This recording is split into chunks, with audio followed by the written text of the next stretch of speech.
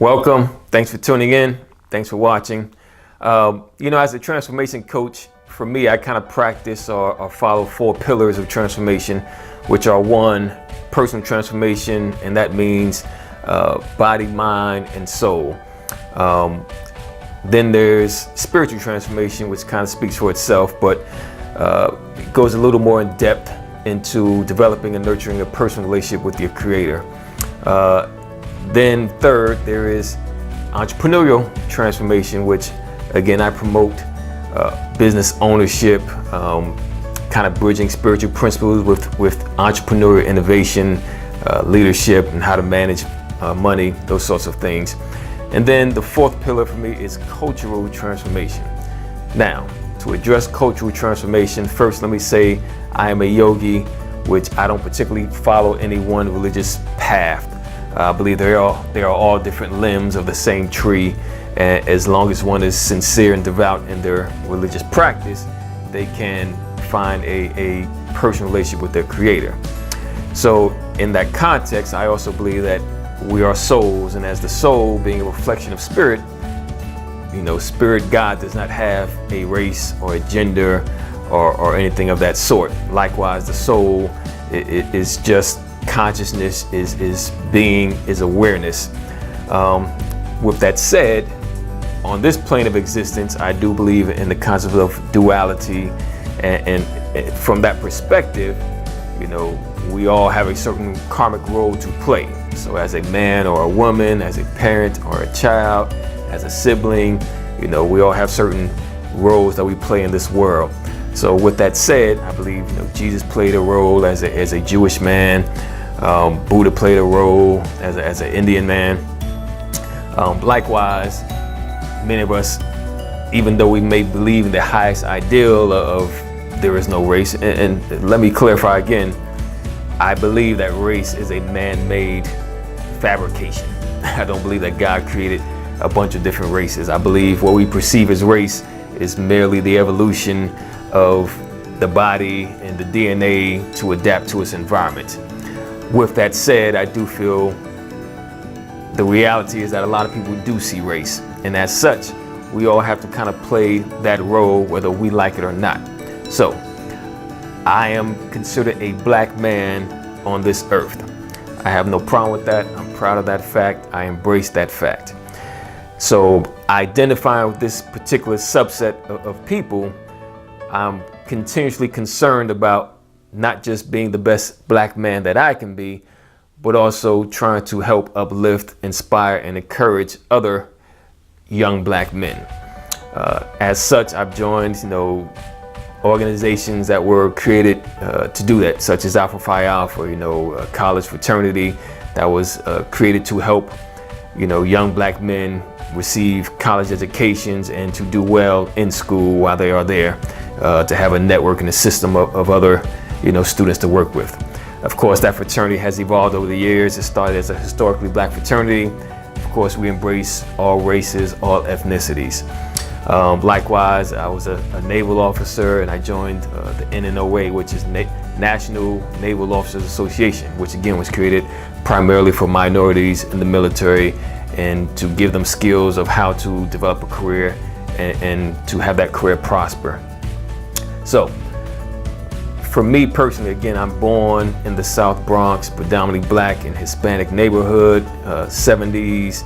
I've seen a lot of things that most people should not have to bear witness to, as far as crime and drugs and poverty and things of that nature. So as a person who has kind of survived that and made it out of that to some degree, I always am conscious and aware of those who may still be going through that experience. As a young kid, either in the South Bronx or on the streets of Miami, I don't recall any entertainers, athletes, professional businessmen, particularly minorities, coming and speaking to us and educating us and motivating and inspiring us to tell us that we can do and achieve anything. So I take it upon myself now, as a person who has, gained a decent lifestyle for myself, to try to reach back to help those who may be a little less fortunate.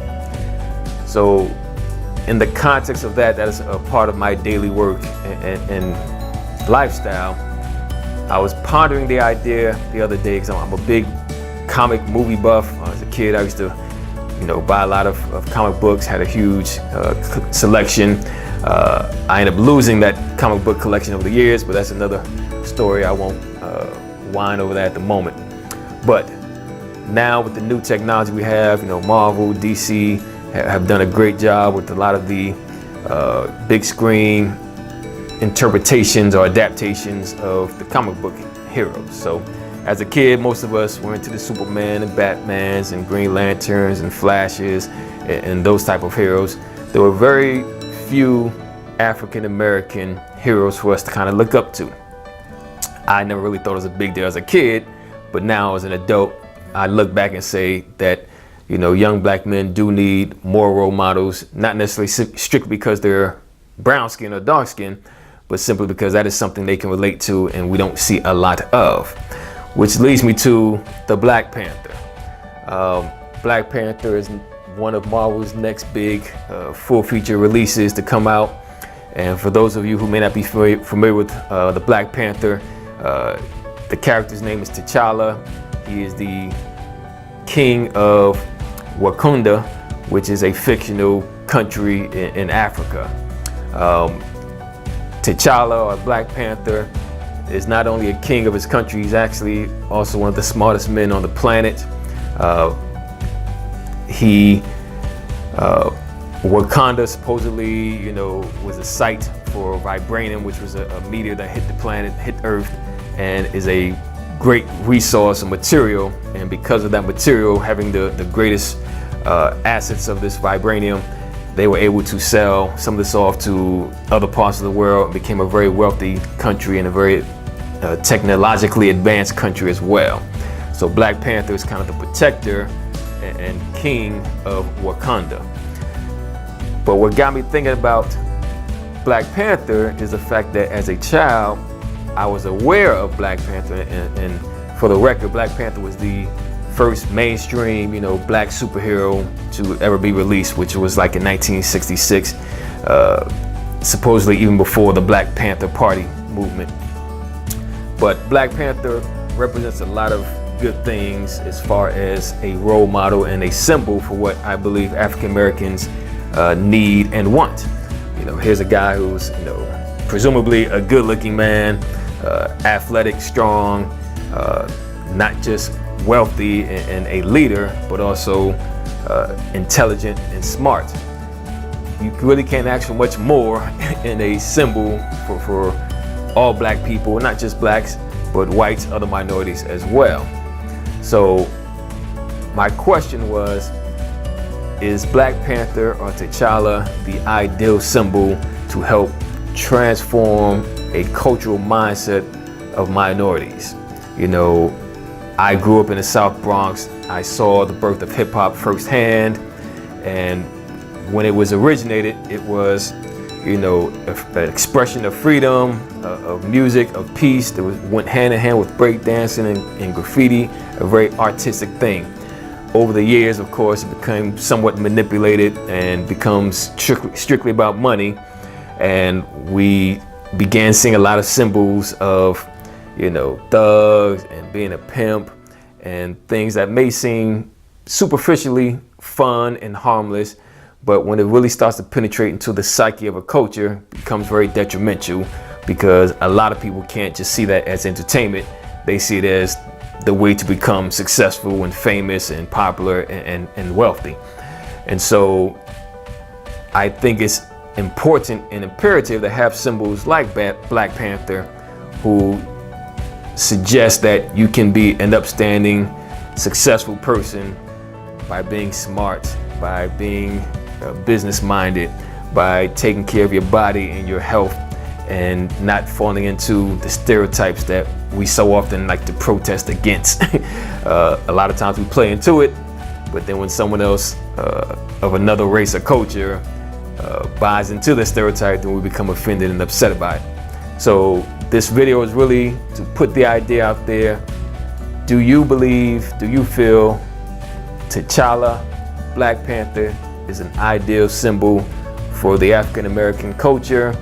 And how far do you think